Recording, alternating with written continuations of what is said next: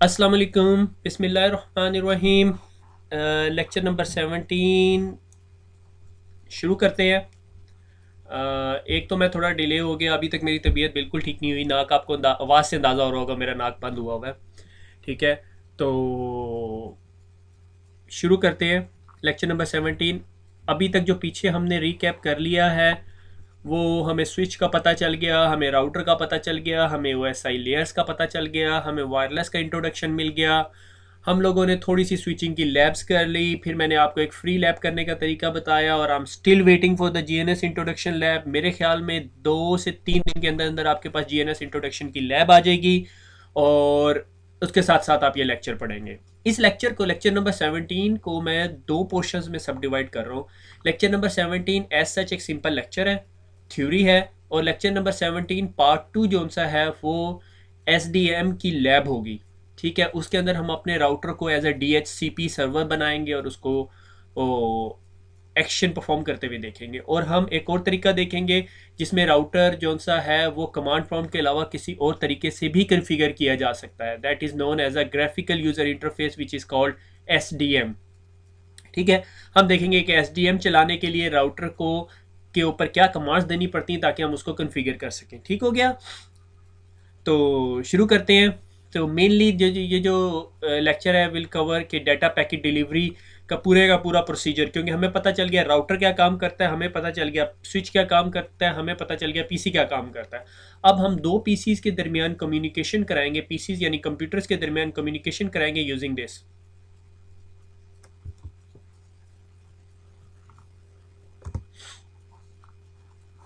ठीक है, story of two packets.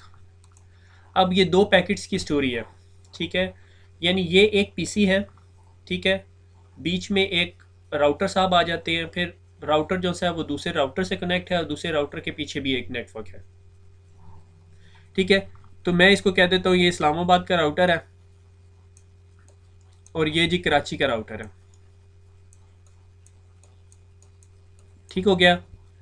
अब जब इस पीसी ने दूसरे पीसी के साथ कम्युनिकेट करनी है तो इसके जो से लेयर 2 की इंफॉर्मेशन यूज़ हो रही होगी। लाइक इस कंप्यूटर का मैक एड्रेस यूज़ हो रहा होगा, राउटर को पता होगा कि मेरे पीछे जो से ये जो डिवाइसेस पड़ी हुई हैं वो लेयर 2 यूज़ करती है, क्योंकि राउटर आर्क की क्यूरी यूज़ करेगा। और इसी तरह दूसरे राउटर है उसके पीछे भी जो पड़ी हुई है, मगर राउटर्स आपस में कम्युनिकेशन जो से वो मैक एड्रेसेस की बेस पे नहीं करेंगे। उसके लिए हमें एक और लेयर पे अप जाना पड़ेगा which is known as a layer 3।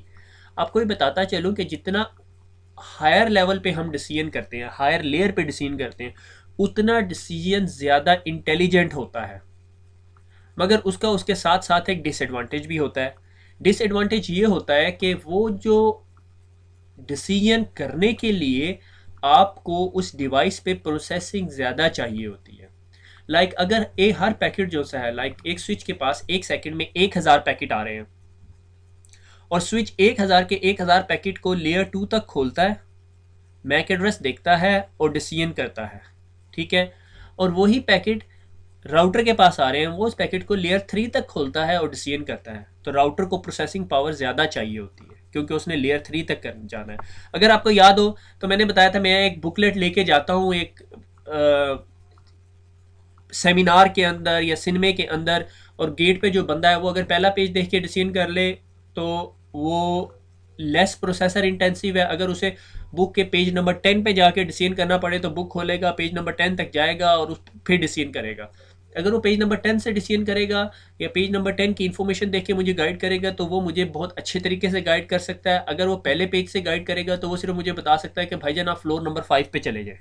फिर मुझे फ्लोर नंबर 5 पे रूम नंबर ढूंढना पड़ेगा, रूम नंबर के गेट कीपर से रो नंबर पता करनी पड़ेगी, फिर मुझे पता चलेगा कि जी फ्लोर 5 पे रूम नंबर 10 पे राइट साइड के क्यूबिकल में रो नंबर 10 के पेज राइट साइड पे सीट नंबर 5 पे मैंने बैठना है। ठीक है, यानी फर्दर इन्फॉर्मेशन अगर वही इन्फॉर्मेशन मुझे पहले गेट वाला बंदा दे दे तो उसको फिर ये सारी इन्फॉर्मेशन मुझे इकट्ठी बतानी पड़ेगी और उसमें टाइम और प्रोसेसिंग ज़्यादा लगेगी। मगर अगर वो काम नहीं करेंगे तो हमें फिर रास्ते में मल्टीपल डिवाइसेस लगानी पड़ेंगी। ठीक हो गया, ये सिर्फ आपको दिखाना था कि लेयर 2 की इन्फॉर्मेशन ये है और लेयर 3 की इन्फॉर्मेशन कुछ यूं की होगी। जब मैं आपसे कहूँगा लेयर 2 तो आपको फ़ौरन समझ आना चाहिए कि ये मैक एड्रेसेस है। इस डायग्राम से ये गलती नहीं करनी कि राउटर लेयर 2 पे डिसीजन करता है। ठीक है, सिर्फ इतना बता रहा हूँ कि ये लेयर 2 की इन्फॉर्मेशन और ये लेयर 3 की इन्फॉर्मेशन है। आगे हम पूरी स्टोरी देखेंगे।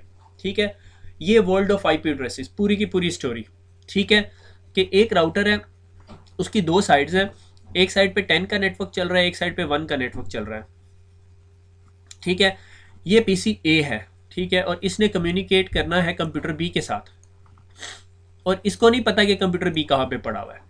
बस इसको ये पता है कि अगर वो कंप्यूटर बी मेरे पास नेटवर्क पे नहीं है तो मैंने उठाना है और उसको किधर फेंक देना है, अपने डिफ़ॉल्ट गेटवे के पास।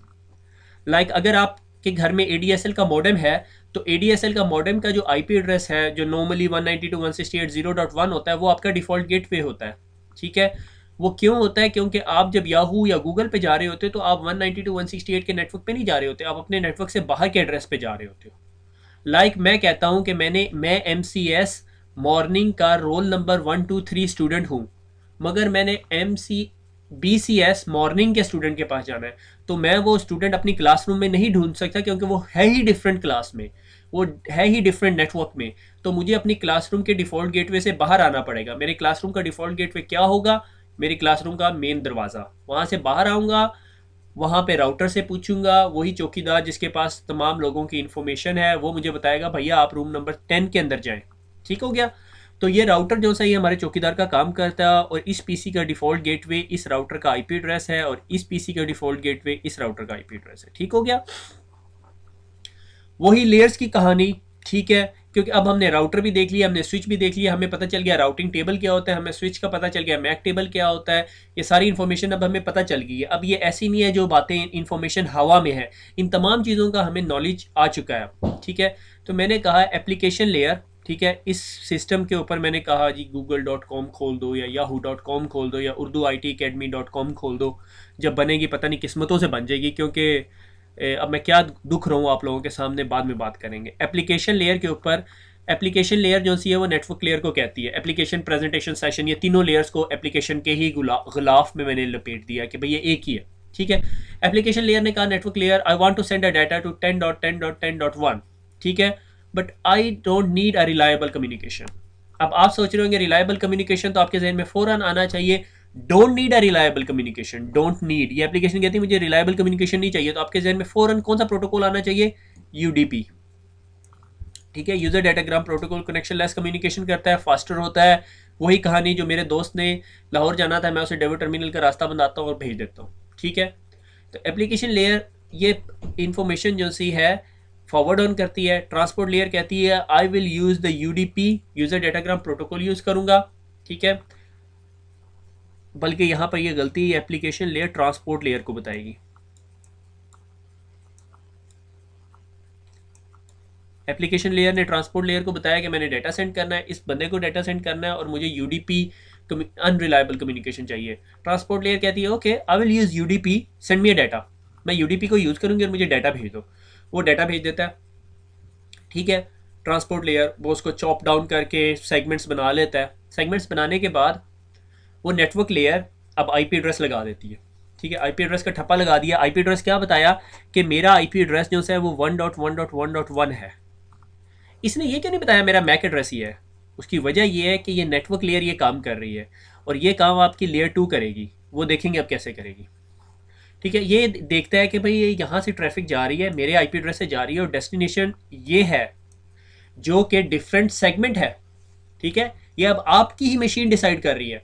आपकी मशीन देखती कहती यार ये तो जो नेटवर्क या डेस्टिनेशन आईपी एड्रेस है ये 10.10.10.1 है। इसका मतलब है मैं सरगोदा में बैठा हूँ और मैंने लाहौर जाना है, तो इसका मतलब ये मेरा लोकल जर्नी नहीं है, मुझे मोटरवे लेनी पड़ेगी।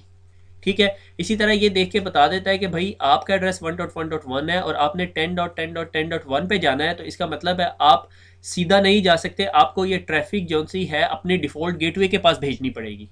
ये आपका पीसी डिसीजन कर रहा है। अब आप ये सोच रहे होंगे यार पीसी कैसे डिसीजन करता है? आपके पीसी के अंदर भी एक राउटिंग टेबल होता है। अगर वो मैं आपको दिखाऊं तो ये आपका कमांड प्रॉम्प्ट है, यहाँ पर आप राउट प्रिंट की कमांड दो तो ये आपके सारा का सारा राउटिंग टेबल आ जाता है। ठीक है, इस राउटिंग टेबल में एक राउट डला हुआ है। नेटवर्क देखो 0.0.0, आपने कहीं पर भी जाना है, उसका कोई भी मास्क है, आपने ट्रैफिक उठानी है और इधर भेज देनी। ये मेरे घर में लगा हुआ राउटर है। ठीक है, इस राउटर पे भेज देनी है। अगर मैं कहता हूँ कि नहीं, मैंने और नहीं, कहीं नहीं जाना, कहीं और जाना है या कहीं और नेटवर्क पे जाना है जो मेरे पीसी के पास अगर मल्टीपल इंटरफेसेस लगे हो, तो वो भी काम कर सकते हैं।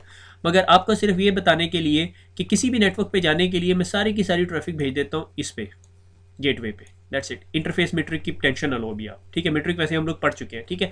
अगर आपने राउट ऐड करना होता है ना अपने राउटर के अंदर, लाइक आपके पास एक ईथरनेट कार्ड है, यानी एक केबल लगी हुई है और एक वायरलेस नेटवर्क लगा हुआ है, तो आप ये भी कर सकते हो।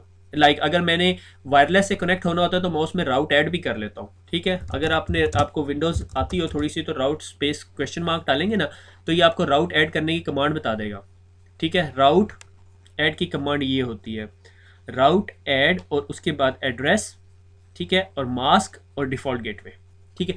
ये मीट्रिक का इंटरफेस देना चाहे तो दे ले, ठीक है। तो ये सारे का सारा डिसीजन ये सिस्टम का लैन कार्ड कर रहा है जो आपके इस राउटर के साथ कनेक्टेड है।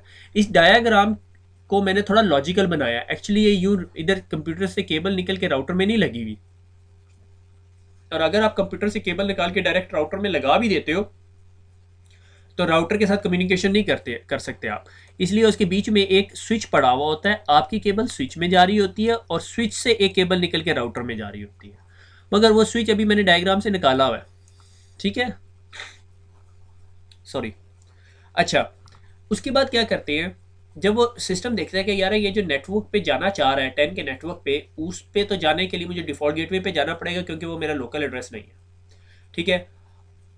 अब वो क्या करता है, वो अपने जो टीसीपी आईपी की इंफॉर्मेशन उसके पास सेव हुई होती है, जो आपने मैन्युअली अपने कंप्यूटर को दी हुई आईपी एड्रेस वगैरह, या वहाँ से लेता है, या आपने जो अगर डीएचसीपी सर्वर से आईपी एड्रेस दिया हुआ है तो वहाँ से लेता है, ठीक है। वो देखता है कि भैया मेरा डिफ़ॉल्ट गेटवे तो है 1.1.1.10, मगर मेरे पास उसका मैक एड्रेस नहीं है। तो सबसे पहले मुझे मैक एड्रेस रिजॉल्व करवाना होगा। वो क्या करेगा, आर्प रिक्वेस्ट जनरेट करेगा, ब्रॉडकास्ट करेगा और कहेगा जी मुझे बताओ कि 1.1.1.10 कौन है। और अगर जो भी कोई बंदा मेरा ये पैकेट रिसीव कर रहा है जिसका आईपी एड्रेस 1.1.1.10 है, तो मुझे अपना मैक एड्रेस भेजे, ठीक है। तो ये आर्प की जो ब्रॉडकास्ट है, मुझे सारी इंक क्लियर कर लें दो। ये आर्प की ब्रॉडकास्ट इस राउटर के इंटरफेस के पास आएगी और राउटर ये आर्प की ब्रॉडकास्ट देखते साथ कहेगा भैया मुझे एक मैक आर्प की रिक्वेस्ट आई है और वो बंदा मुझे कह रहा है कि भाई मेरा मैक एड्रेस ये है और मेरा आईपी एड्रेस ये है, चलो पहले मैं इसकी एंट्री तो अपने पास सेव करूँ ना, ठीक है। और उसके बाद कहता है कि मैं अब इसे रिप्लाई करता हूँ कि मेरा मैक एड्रेस ये है। राउटर अपना मैक एड्रेस उसे बता देता है। जब उसके पास राउटर का मैक एड्रेस आ जाता है, ठीक है, अब ये क्या करता है, अब ये पैकेट बनाता है, उसका सोर्स आईपी एड्रेस लिखता है 1.1.1, सोर्स मैक एड्रेस लिखता है ये, डेस्टिनेशन आईपी एड्रेस ये, और डेस्टिनेशन मैक एड्रेस ये नहीं लिखता क्योंकि इसे तो नहीं पता इसका डेस्टिनेशन मैक एड्रेस क्या है, मगर इसको डेस्टिनेशन आईपी एड्रेस पता है। अब सवाल ये पैदा होता है भैया मुझे कैसे पता डेस्टिनेशन आईपी एड्रेस इसका ये है। आप जब yahoo.com लिखते हो तो याहू रिजॉल्व हो रहा होता है नेम में। मैं एग्जांपल देता हूँ, आप कभी भी अपने कंप्यूटर पे बैठ के पिंग yahoo.com करें ज़रा, आपको आईपी एड्रेस मिल रहा है, आपको मैक एड्रेस नहीं मिल रहा। आपको पता चल गया याहू का मैक एड्रेस ये है, आईपी एड्रेस ये है, ये आपके याहू के सर्वर का एड्रेस है, ठीक है। तो आपके पास जब भी आपने yahoo.com खोला तो आप एक्चुअली आईपी एड्रेस बता रहे होते हो कंप्यूटर को, मैक एड्रेस नहीं बता रहे होते। अब क्या होता है, स्विच को आपके पीसी को पता चल गया कि उसने yahoo.com पे जाना है, जो सेम फॉर एग्जांपल मैं कहता हूँ याहू का ये आईपी एड्रेस है 10.10.10.1, ठीक है। आप कहते हो, अब आप एक पैकेट बनाते हो, आप कहते हो मेरा नाम है 1.1.1, मेरा मैक एड्रेस है ये, मेरा डेस्टिनेशन ये पैकेट भेजना है 1.1.1 10.10.10.1 पे, और मेरा मैक एड्रेस ये है, डेस्टिनेशन का मैक एड्रेस ये है, और आप ये पैकेट फेंक देते हो। ये पैकेट किसके पास जाएगा, अब ये ब्रॉडकास्ट नहीं होगी, अब ये यूनिकास्ट होगी। ये पैकेट सीधा आपके इस राउटर के पास आएगा। राउटर देखेगा यार ये तो मेरा एड्रेस नहीं है मगर मेरा मैक एड्रेस है, तो इसका राउटर फ़ौरन समझ जाएगा। राउटर इस डिज़ाइन इस तरह डिज़ाइन किया होता है कि वो जो सा है अपना ये इन्फॉर्मेशन एक्सट्रैक्ट करके डिसीजन कर लेता है। राउटर कहेगा अच्छा मैक एड्रेस मेरा है मगर डेस्टिनेशन आईपी एड्रेस मेरा नहीं है, तो इसका क्या मतलब है, मैंने इसको राउट करवाना है। अब राउटर क्या करेगा, राउटर अपनी लेयर 3 की तरफ फॉरवर्ड कर देगा और लेयर 3 अपना राउटिंग टेबल खोल के देखेगी। राउटर के राउटिंग टेबल के अंदर लिखा होगा कि 1 का नेटवर्क इस साइड पे है और 10 का नेटवर्क इस साइड पे है, तो उसे फ़ौरन समझ आ जाएगी कि मैंने ट्रैफिक यहाँ से फेंकनी है। ठीक है, अब वो ये बात समझ जाएगा, मगर अब उसे डेस्टिनेशन मैक एड्रेस नहीं पता। ठीक है, तो वो अब यहाँ से एक ब्रॉडकास्ट करेगा, आर ब्रॉडकास्ट, कि भाई तुम में से कोई 10.10.10.1 है तो मुझे ब्रॉडकास्ट का रिप्लाई करे। तो ये पीसी जिस तरह रिसीव करेगा तो वो उस ब्रॉडकास्ट का रिप्लाई कर देगा। ठीक है, और इसके पास मैपिंग आ जाएगी, और ये एक यहाँ से पैकेट जनरेट करेगा जिसमें डेस्टिनेशन मैक एड्रेस ये डालेगा, और ये पैकेट सीधा इसके पास पहुंच जाएगा। That's it. इतनी सी कहानी है जिसके पीछे हमने सारा सीसीएनए पढ़ लिया। ठीक हो गया। तो ये कॉन्सेप्ट आपको क्लियर होना बहुत इंपॉर्टेंट है। ठीक है, बहुत अरसे तक बहुत सारे नेटवर्क इंजीनियर्स को ये मिसअंडरस्टैंडिंग रहती है कि जब बीच में राउटर आ जाता है, जो पैकेट मेरे पास से निकल रहा है, लाइक ए कंप्यूटर से निकल रहा है और वो बी कंप्यूटर तक जा रहा है, उसके पास डेस्टिनेशन का मैक एड्रेस भी वही होता है। ये बात गलत है। आपका कंप्यूटर अपने नेटवर्क के अलावा किसी और पीसी के साथ डेस्टिनेशन मैक एड्रेस के साथ बात ही नहीं कर सकता। क्यों? क्योंकि उसे आर्प रिजॉल्व करवाना पड़ता है, और आर्प रिजॉल्व करवाने के लिए ब्रॉडकास्ट होती है, और ब्रॉडकास्ट राउटर रोक देता है। तो आप अपने डिफ़ॉल्ट गेटवे का मैक एड्रेस लगा के अपने डिफ़ॉल्ट गेटवे के पास भेज देते हो, और आपका डिफ़ॉल्ट गेटवे खुद ही रिजॉल्व करवाता रहता है। और अगर आपके डिफ़ॉल्ट गेटवे से उस पीसी के दरमियान बीच में एक और राउटर आता है, तो वो राउटर उस राउटर के पास भेज देता है। मैक एड्रेस चेंज होता रहता है रास्ते में। अगर मेरे पास रास्ते में एक लोकेशन से दूसरी लोकेशन तक 10 राउटर्स आते हैं तो मैं 10 मैक एड्रेस यूज़ करूँगा, मगर डेस्टिनेशन आईपी एड्रेस वही रखूँगा जो होगा। यानी अगर मेरे पीसी से पीसी बी के पास जा रही है तो 10.10.10.1 डेस्टिनेशन वही रहेगा, डेस्टिनेशन एड्रेस सेम रहेगा। मुझे अच्छी तरह याद है कि सीसीएनए के पेपर के अंदर ये क्वेश्चन आता होता है कि ये जो पैकेट है जिसका सोर्स एड्रेस है 1.1.1.1 और इसका डेस्टिनेशन एड्रेस है 10.10.10.1, मगर डेस्टिनेशन मैक एड्रेस है 1.1.111.111.222, क्या ये राइट पैकेट है? आप कहोगे हाँ ये राइट पैकेट है। अगर आप उस पैकेट को इस जगह पे पकड़ोगे तो उसका डेस्टिनेशन मैक एड्रेस ये वाला होगा और डेस्टिनेशन आईपी एड्रेस ये वाला होगा। जब आप उस पैकेट को यहाँ पे पकड़ोगे तो उसका डेस्टिनेशन एड्रेस ये होगा, डेस्टिनेशन मैक एड्रेस ये होगा, मगर इधर एक चीज़ बदल जाएगी, source MAC address. Source MAC address फिर राउटर के इंटरफेस का होगा। ठीक हो गया? यानी मैक एड्रेस चेंज होता है मगर आईपी एड्रेस वही रहता है। ठीक हो गया? क्योंकि अगर आईपी एड्रेस चेंज होता रहेगा तो फिर तो पैकेट रिजॉल्व ही नहीं हो गया, राउटिंग ही नहीं हो सकेगी। ठीक हो गया? वंस अगेन इसको एक क्विक शॉट के अंदर समराइज करता हूँ। एक सिस्टम ने दूसरे सिस्टम के साथ कम्युनिकेट करना है, मगर दोनों डिफरेंट नेटवर्क पे है।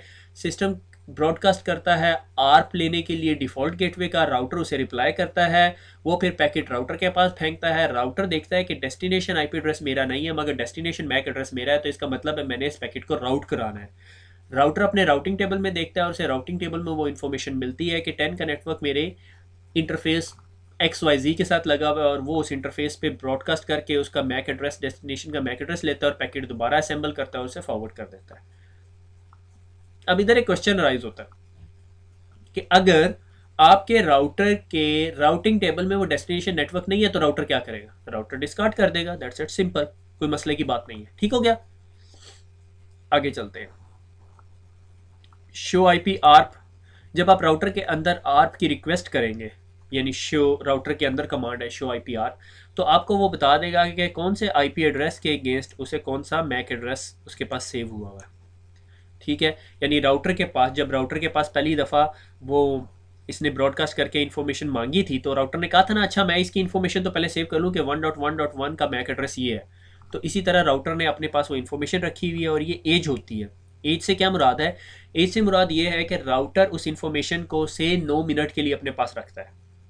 9 मिनट तक किसी ने दोबारा उस इन्फॉर्मेशन को रेफर नहीं किया या उसके पास से कोई पैकेट नहीं आया, राउटर उसे डिलीट कर देगा। क्योंकि अगर राउटर तमाम इन्फॉर्मेशन अपने पास रखने लग जाए और सेव करने लग जाए जिसकी उसे हर वक्त ज़रूरत नहीं है, तो राउटर का आर्प टेबल बहुत बड़ा हो जाएगा और राउटर के लिए वो संभालना मुश्किल हो जाएगा। तो इसीलिए राउटर उसको एज आउट कर देता है।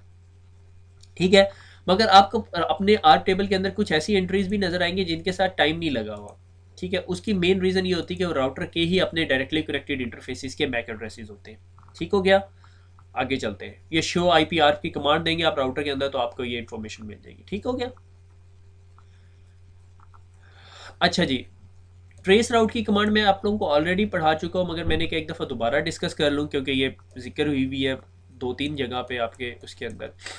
कि आपके राउटर, आपके पीसी और दूसरे पीसी के दरमियान 3 राउटर्स आते हैं, ठीक है, और उसके बाद ये नेटवर्क है और उसके बाद ये नेटवर्क है, ठीक है।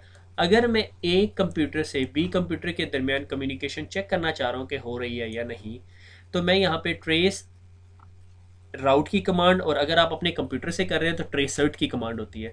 ट्रेसर्ट की कमांड चलाऊंगा और मुझे बताएगा कि मेरी ट्रैफिक पहले इस राउटर के पास जा रही है, फिर इधर से निकल के इस राउटर के पास जा रही है, फिर इधर से निकल के इस राउटर के पास जा रही है और फिर इधर जा रही है। ठीक हो गया। यानी ये आपने कभी भी चलानी हो तो आप चला सकते हो। ठीक हो गया। आप बल्कि एक काम करो, अपने घर जाओ, बल्कि आप घर ही बैठे हुए होगे, तो कमांड प्रॉम्प्ट पे जाओ और एक कमांड लिखो, ट्रेसर्ट, TRACERT-D, ठीक है। मैं आपको इसका रिजल्ट नहीं बताऊंगा, ठीक है। ट्रेसर्ट-D, ठीक है, और लिख लो yahoo.com, एंटर करो, आपको पता चल जाएगा। ये मैं आपको रिजल्ट क्यों नहीं बताऊंगा, क्योंकि आपको मेरा पब्लिक आईपी एड्रेस पता चल जाएगा। ठीक हो गया। कोई मसला नहीं है, मगर वैसे ही मैं अवॉइड करना चाह रहा हूँ क्योंकि ये वीडियो यूट्यूब पे जाती है। ठीक है। ट्रेसर्ट-D yahoo.com करो, ये आपको याहू तक जाने के रास्ते में जितने राउटर्स आते हैं सारे बताएगा। ठीक है।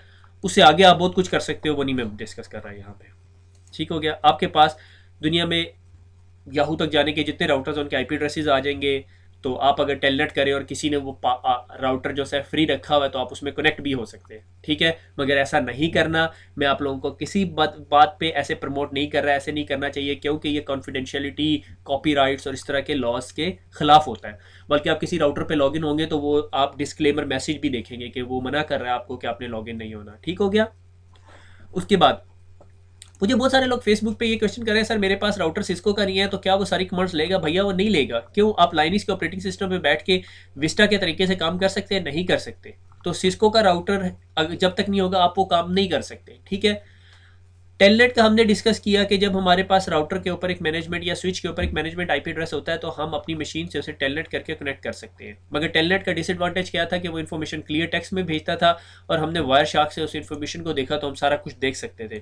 फिर हमने SSH कन्फिगर किया, मगर SSH आप तमाम डिवाइसेस पे कन्फिगर नहीं कर सकते। उसके लिए उसके पास SSH सपोर्ट करने वाला ऑपरेटिंग सिस्टम भी होना चाहिए, which is known as K9 operating system. K9 OS नहीं होगा तो वो उसको सपोर्ट नहीं करेगा। ठीक है। और उसके बाद फिर लॉगिन बैनर देखा, जब आप किसी राउटर में कनेक्ट होते हैं तो वो आपको डिस्क्लेमर मैसेज देता है, don't log on if you are not authorised user और समथिंग लाइक दैट। ठीक है। उसकी रीज़न ये है कि कुछ अरसा पहले किसी लड़के ने किसी एक स्पेसिफिक कंपनी के राउटर के अंदर लॉगिन किया और उसको उसके अंदर कुछ उल्टा सीधा काम कर दिया। कंपनी वो केस जो है वो कोर्ट के पास ले गई, और कोर्ट ने कहा कि क्या आपने उससे ये मैसेज दिया था? कहता नहीं, इन्होंने तो लिखा था वेलकम टू XYZ कंपनी। तो वेलकम का मतलब है आप मुझे खुद वेलकम कर रहे थे अपने राउटर के ऊपर। तो वो कंपनी जो है केस जीत नहीं सकी, और वो लड़का या वो जो हैकर था वो बच गया। तो इसीलिए अब तो गवर्नेंस स्टैंडर्ड ये है कि अगर आपने कभी भी कंपनी के अंदर राउटर लगाया हुआ होता है और जो पब्लिक आईपी एड्रेसेस के ऊपर है, तो आपको उसके जो से हैं ऊपर बैनर लगाना पड़ता है कि you are not authorised, so please log off, ताकि कल को अगर कोई गलत बंदा वो इसको यूज़ करे और केस कोर्ट में चला जाए तो हम कोर्ट में ड्यू डिलीजेंस और को प्रूव कर सके कि हमने सबको वार्न किया हुआ था कि भैया ये काम नहीं करना। ठीक हो गया। तो ये कुछ चीज़ें हैं जो CCNA लेवल की नहीं है, मगर मैं वैसे आप लोगों को बता देता हूँ। ठीक है। तो आगे चलते हैं। SDM, ठीक है, ये सिस्को का सिक्योरिटी डिवाइस मैनेजर है। अगर आपने राउटर को आप तंग आ गए, आप कहते हैं यार कमांडें नहीं याद होती, तो मैं ग्राफिकल यूज़र इंटरफेस से कनेक्ट होकर अपने राउटर को कॉन्फ़िगर करना चाहता हूँ, तो ये आपके पास एक तरीका है। ठीक है। अच्छा, मुझे नहीं पता सिस्को ये क्यों पढ़ा रही है, अभी तक पढ़ा रही है। आई वॉज एक्सपेक्टिंग ये तो सिस्को को छोड़ देना चाहिए था, क्योंकि सिस्को इस प्रोडक्ट को रिप्लेस कर चुकी है, ये अब इस्तेमाल भी नहीं होता। ठीक है। कंपनीज यूज़ कर रही है, अगर आप नए राउटर्स के साथ भी यूज़ करना चाहते हैं चलेगा, मगर सिस्को ने इसे एंड ऑफ लाइफ और एंड ऑफ सेल कर दिया। वो मैं बताऊंगा क्या है, मगर मैं इसको थोड़ा सा आपको ये स्क्रीन समझा दूं, क्योंकि हम इसमें बाकायदा लैब करेंगे इसकी, कि ये आपका आप अपने राउटर पे कनेक्ट हो गए हो, और ये देखो राउटर का मॉडल नंबर बता रहा है कि 2811 राउटर है। मेमोरी इसके पास ये है, फ्लैश कैपेसिटी है 61 MBPS की, इसके अंदर जो ऑपरेटिंग सिस्टम चल रहा है उसका वर्जन ये है। SDM सिक्योरिटी डिवाइस मैनेजर, ये जो जी ग्राफिकल यूज़र इंटरफेस आपके पास आ रहा है इसको SDM कहते हैं, वो 2.4 है। तो अभी आप लोग सोच रहे हैं यार ये तो सबसे ज़्यादा आसान तरीका है, लोग क्यों ना हम इसे यूज़ करें, ये सारा कुछ करेगा आपका काम। मगर जब आप प्रोफेशनल लेवल पर ट्रबल शूटिंग करेंगे ना, आपको मज़ा नहीं आएगा इसमें। ठीक है। मेरे पास इस चीज़ की एक्सेस है, मगर मैं फिर भी कमांड लाइन को पसंद करता हूँ। Command line is easier to work out, आपको ट्रबल शूट करना पड़े, आपको कुछ करना पड़े तो वो बड़ा मज़े का काम है। ये इसमें इतना मज़ा नहीं आता, ठीक है। और ऑनलाइन अगर आप गूगल करें कि सिस्को के एसडीएम के डेमो और वो, तो आपको बहुत सारी प्रेजेंटेशन स्लाइड्स मिल जाएंगी जो इन्होंने मेरे से भी अच्छे तरीके से एक्सप्लेन किया हुआ होगा, ठीक है। तो उसके बाद ये बताता है कि सपोर्टेड लैन इंटरफेस देखो, इसको इसके पास एक लैन इंटरफेस है, ठीक है। सपोर्टेड वैन इंटरफेस, एक वैन इंटरफेस भी है, ठीक है। और फिर इसके ऊपर डीएससीपी सर्वर कन्फिगर नहीं है। ये वो अगली लैब होगी जो हम लोग एक्चुअली डिस्कस करेंगे कि डीएससीपी सर्वर आपने राउटर में कैसे कन्फिगर करना होता है, और वो हम एसडीएम के ज़रिए कन्फिगर करेंगे। फिर मैं देखूंगा कि मेरे लैपटॉप को इस स्विच ने एसडीएम से आईपी एड्रेस दिया हुआ, ठीक है। इसको कैसे कन्फिगर करना है वो हम देखते हैं, ठीक है। ईजी टू यूज़ है सिक्योरिटी डिवाइस मैनेजर, ठीक है। जावा आपको चाहिए होता है, जावा का लेटेस्ट वर्जन इंस्टॉल कर लेना, ठीक है। और ये राउटर के साथ फ्री अब मिलता है, ठीक है। या आप ये एस राउटर की फ्लैश ड्राइव में इंस्टॉल कर लेते हो, या अगर वो नहीं इंस्टॉल भी हुआ हो फिर भी आपको कोई मसला नहीं है, आप अपने सिस्टम पे इंस्टॉल करो और आप आईपी एड्रेस दे दो, ठीक है। जो हम लैब करेंगे तो मैं सारा कुछ दिखाऊंगा, ठीक है। आपको जो सा है कॉन्फ़िग टी करना पड़ेगा और राउटर के ऊपर एच सर्वर एनेबल करना पड़ेगा, दैट्स इट। एक दो और कमांड्स हैं वो मैं बताता हूँ अभी आपको। आपको एच सर्वर इनेबल करना पड़ेगा या IP H secure server. H और एच में क्या फ़र्क है? एच क्या होता है? हाइपर टेक्स्ट ट्रांसफर प्रोटोकॉल, ठीक है। ये सिक्योर नहीं होता, ये टेलनेट की तरह होता है, पोर्ट 80 को यूज़ करता है, और आप जब भी याहू गूगल सारी वेबसाइट्स पे जा रहे होते हैं तो आपकी इन्फॉर्मेशन सारी प्लेन टेक्स्ट में जा रही होती है, आपको कोई टेंशन नहीं है। क्यों?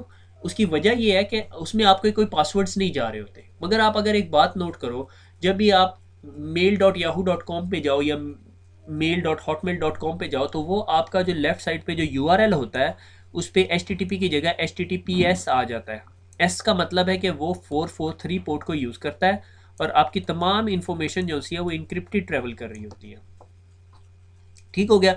जब भी आप अपने यूज़र ने पासवर्ड लिख के एंटर कर रहे होते हो तो आप देखना कि आपके वो लेफ्ट साइड पे एच आ रहा होता है, ठीक है। तो हम अपने राउटर की कन्फिग्रेशन एच से भी कर सकते हैं यूजिंग एस ठीक है, और एच से भी कर सकते हैं, वो सिक्योर एस यूज़ करता है, ठीक है, सिक्योरिटी वे से, ठीक है।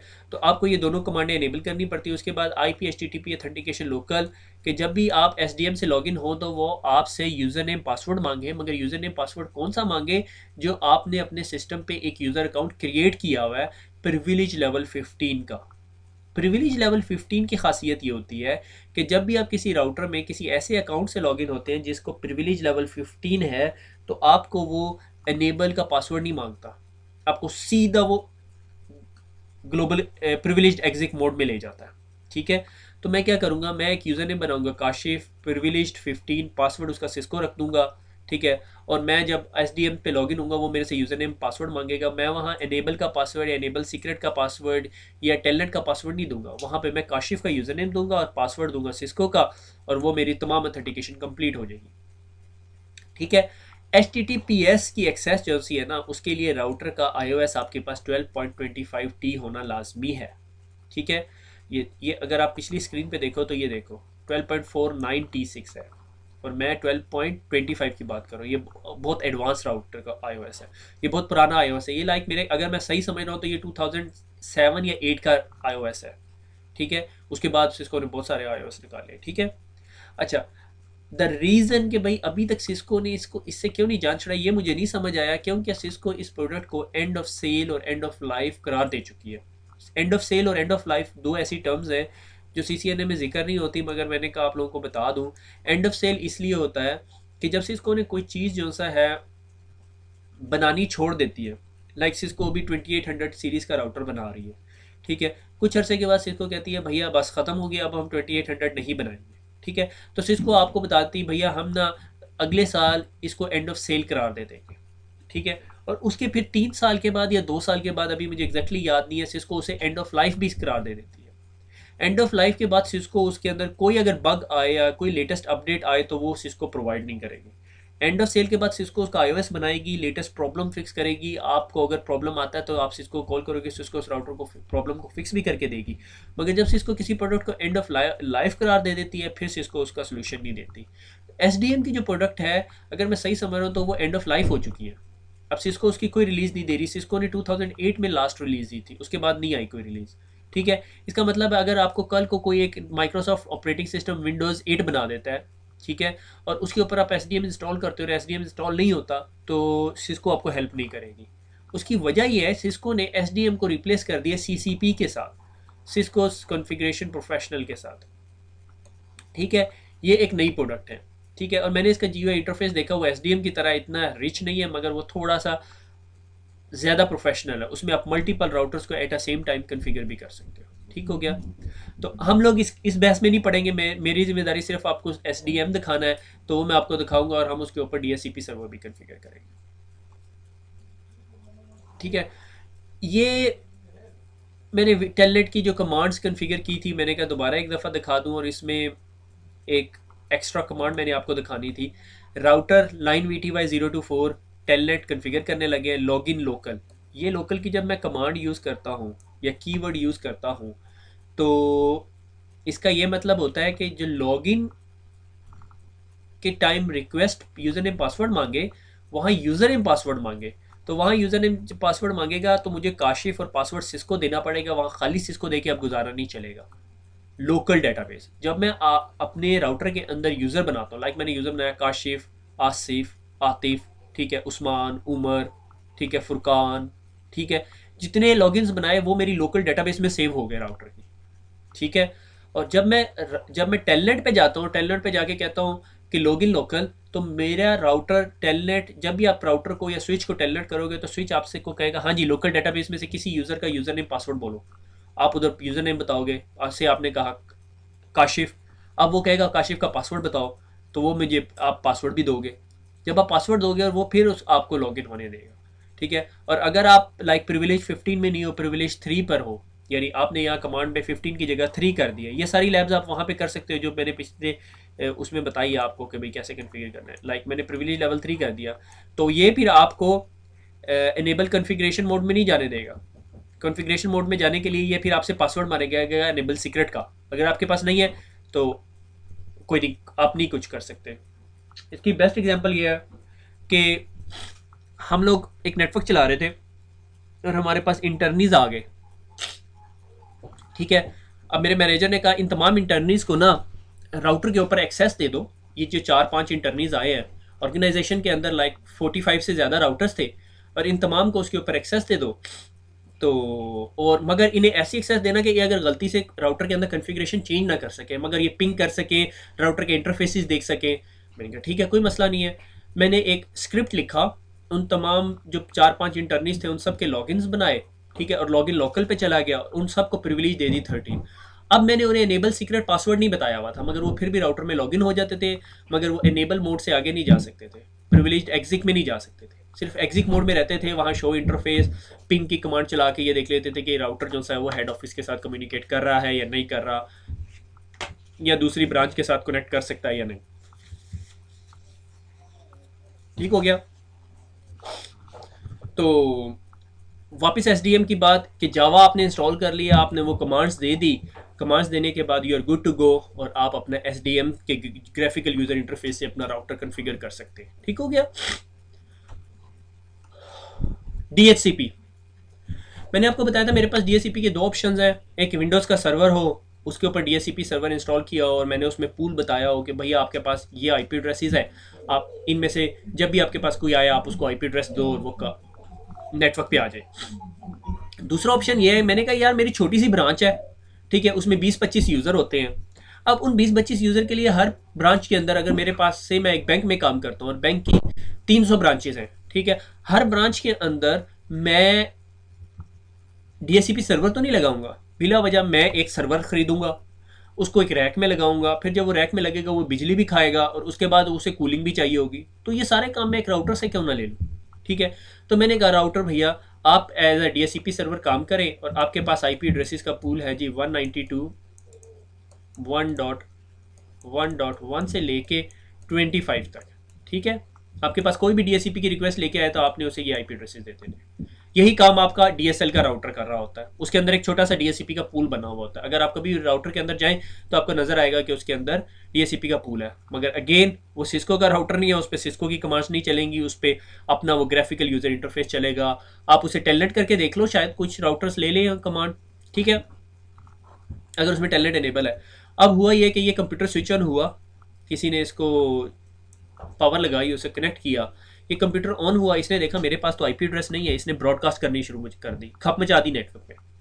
अब नेटवर्क पे इसकी ब्रॉडकास्ट जब गई, इसके पास इस सर्वर के पास, ये डीएससीपी नहीं है, इससे कोई और सर्वर है, ठीक है, और जब वो रिक्वेस्ट इस राउटर के पास गई तो राउटर ने कहा अच्छा मैं तुम्हारा डीएससीपी सर्वर हूँ, उसने डीएससीपी ने उसे ऑफर पैकेट भेजा, ठीक है, ये मेरे ख्याल में हम लोग पहले डिस्कस कर चुके हैं, ठीक है, कि अच्छा मैं तुम्हें ना जो सा हूँ, मेरे पास पूल है 192.1.1.1 से लेके 25 तक, तो मैं तुम्हें आईपी एड्रेस देता हूँ 192.1.1.1.10, ठीक है, ये आईपी एड्रेस है तुम्हारे पास और तुम इस आईपी एड्रेस को यूज करो।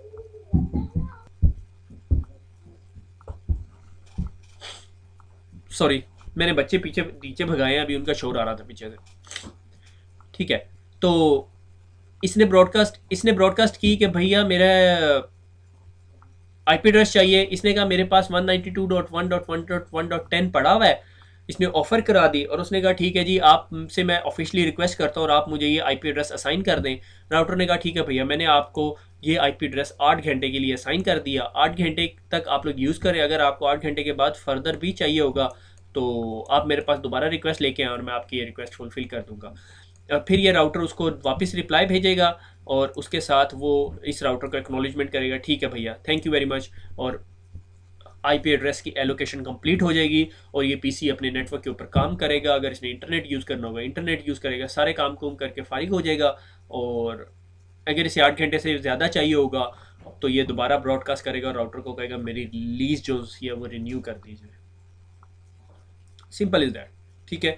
तो हम अगले जो लेक्चर का ये पार्ट नंबर 2 है उसके अंदर राउटर के साथ कनेक्ट होंगे, राउटर के अंदर कॉन्फ़िगरेशन करेंगे, फिर राउटर से एएसडीएम चलाएंगे, मगर एएसडीएम मैंने अपने लैपटॉप पे इंस्टॉल किया हुआ होगा और फिर मैं उसे कॉन्फ़िगर करूँगा राउटर को, और उसके बाद फिर हम राउटर को कहेंगे कि अब आप मुझे आईपी एड्रेस दें, तो राउटर मेरे लैपटॉप को आईपी एड्रेस देगा। ठीक हो गया। तो इंशाल्लाह मैं जल्द अज जल्द आपके साथ वो लैब लेकर आऊँगा, और आई एम स्टिल वेटिंग कि भाई मुझे कोई वो जीएनएस का इंट्रोडक्शन दे दे। वो दोनों बंदे अभी तक गायब हुए हुए हैं, तो देखो मेरे ख्याल में नेक्स्ट 48 आवर्स के अंदर I am very much hopeful कि आपके पास वो लैब पहुंच जाएगी, ठीक है। तो आगे चलते हैं, और आगे है जी थैंक यू। तो दुआओं में याद रखिएगा। और मुझे लग रहा है कि बहुत सारे लड़के इधर उधर की बातें ज़्यादा कर रहे हैं, काम कम कर रहे हैं। बहुत थोड़े लोग हैं जो मेरी अप टू डेटेड लेक्चर्स के साथ साथ चल रहे हैं, और कुछ जो उनसे हैं वो गायब हो गए हैं और कुछ नए आ गए हैं। जो नए आ गए हैं आपको मैं वेलकम करता हूँ, जो गायब हो गए हैं उनके हाल पे अल्लाह रहम करे, ठीक है। और दुआओं में याद रखिएगा। फिर मुलाकात होती है। अल्लाह हाफिज़।